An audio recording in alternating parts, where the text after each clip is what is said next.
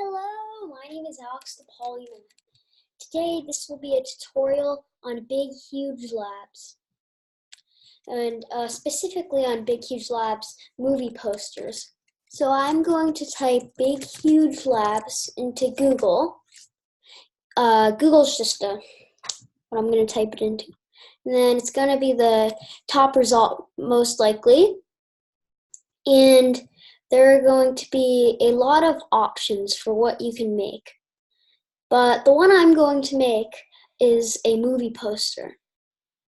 So I'm going to, so at the top you see an upload. That's basically the movie poster's image. And you choose something you already have. I need to find something. So let's see. I'm going to do a movie on British monarchy. So let's something in British monarchy. How about Henry VIII? Then go to images in Google and you get a picture and you download it and name it. I'm going to name this Henry VIII because it is Henry VIII.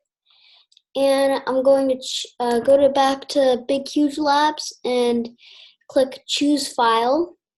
And if it's not at the top, you can search for whatever you called it. It's right here. And okay, now I have a photo. Right here in this poster right here is basically what it's going to look like before you put your movie title and your taglines in and your release date in, but you can choose different styles. I'm going to try dark. Okay, and you can choose different fonts. Let's try, medieval will work. And you have to put your movie title here, Henry VIII. Meanest, no. Good or evil. And put your tagline to here. The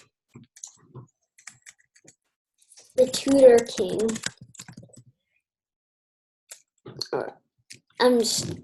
Okay, and then you put your acting credits here.